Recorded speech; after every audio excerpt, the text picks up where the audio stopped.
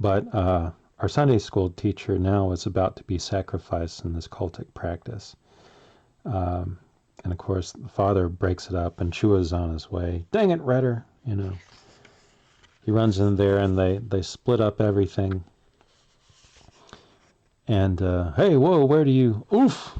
Sorry, it's not on camera. Here we go. Chua walks in, and then all these guys are splitting for it. And looks like Father Retter tackled one of these black priests. Get over here and help me hold... But as we're going through that, we find out that... And this is one of the things. Her transformation... I just wish there was something that was a little more distinctive, that we knew that this was Charlotte again. And as we're going through this, we're hearing black speech, the speech of the demons that are within them in these black boxes, or black balloons, rather. And actually, I guess this is Charlotte's tummy, which again, I don't know if there's a storing... If this maybe works better as a movie where you have animation that you can see these effects. I understand what's going on here. This is from her womb, one would presume. And, that's a pretty loaded way of drawing this up. And we could talk about that too. I think that's an intriguing idea.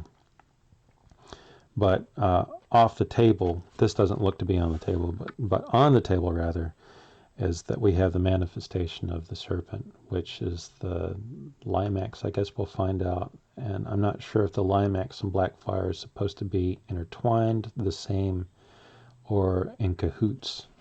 That's not really clear. I just really kind of thought of that as we're talking now.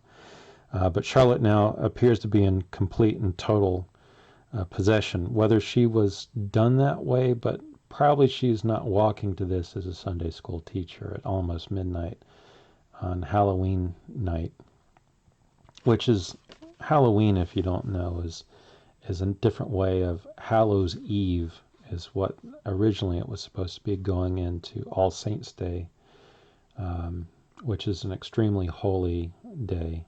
I believe that's correct. There are two holy days that are right beside each other. One for the faithfully departed and All Saints.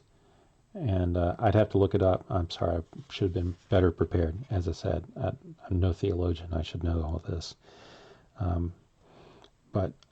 So this is about to break into that day. And supposedly, or I would imagine that the cult of Blackfire, this would be like a prime offense to all that's holy to do this wicked thing at that time. And in this fully possessed Sunday school teacher now, as she levitates up, and we find Chewie here. My God, Retter, what have you gotten us into this time? Sorry, it's the first time reading. I'll do better as I can. But I find that this is all kind of fun and exciting. Well, not fun, the subject matter is not fun, but I could see where this would definitely be done into a TV show, movie, something like that.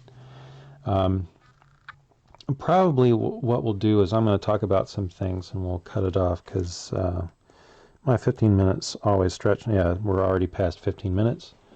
And I want to get to a few things here from that. And I want to talk about, I guess, the nature of possession and things. The fact that she was being possessed means that she was probably already in the enthrallment of this occult group, these worshippers of this demon.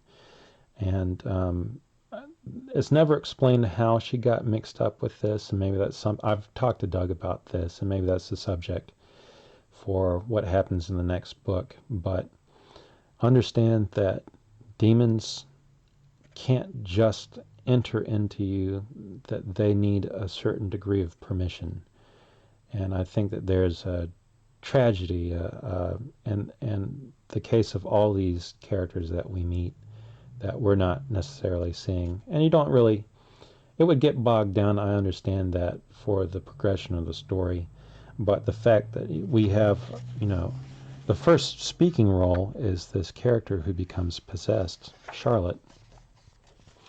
I think there's a mystery and something to be talked about in that, and we don't necessarily get it in this book. Again, I don't know if, like I said, it's a highly edited book. I think it's paced extremely well. It doesn't defeat the story, and maybe it bogs it down if we talk about it, but it is a curiosity and something that I think is worth being discussed. And again, maybe it happens in the next book. But anyway, just going on, we have what I believe to be the bishop chewing out his priest because, they broke into a library, broke up what's being their covers. They were just having a Halloween party.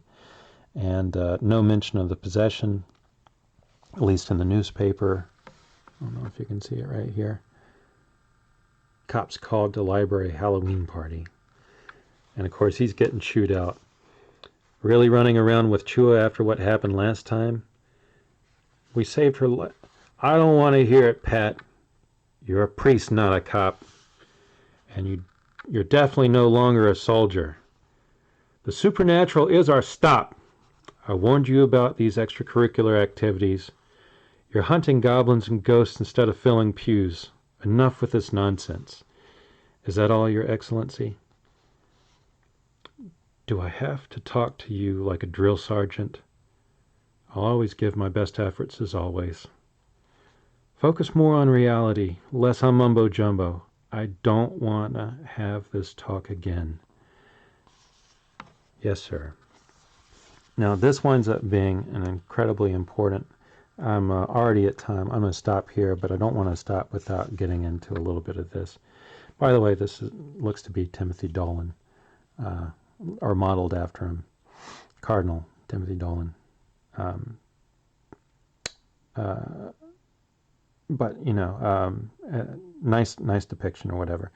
It needs to be said that for those of you, who are maybe raised Catholic and kind of got away from it, or definitely people who are not Catholics, understand that the Catholic Church is a very large religious institution, and more than an institution. It's there's like almost a quarter, or maybe a fifth of the world populace would be quote unquote Catholic, and it's a very large institution in which all kinds of people, lovingly so, enter the priesthood.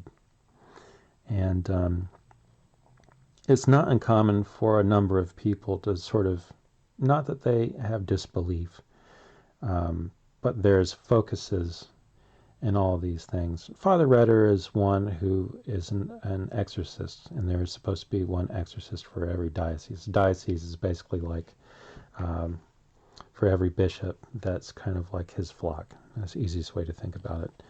And the priests are agents of the bishop in tending to that flock. Hopefully I'm not getting this wrong. I don't want to be cast as a heretic. But I'm trying to talk about this in a sort of a layman's approach for people who otherwise wouldn't understand.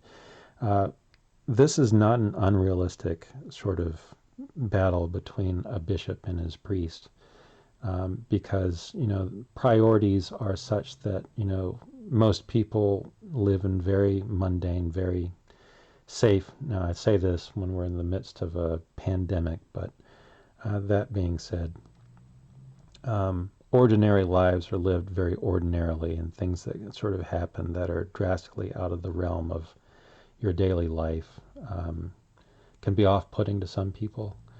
And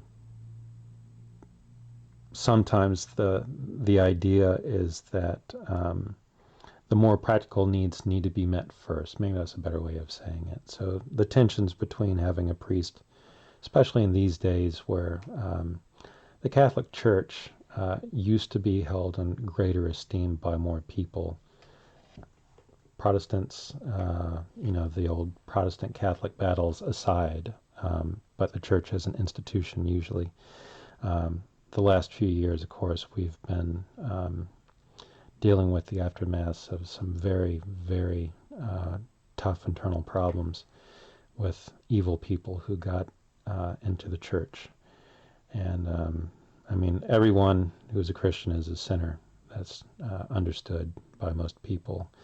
And but of course, those who are to be looked to as the best examples, we've been failed, and that has been sensationalized. And so, anytime that you bring, like, in this case, the newspapers harping on another priest getting involved with a big problem, no one's going to like making headlines that way.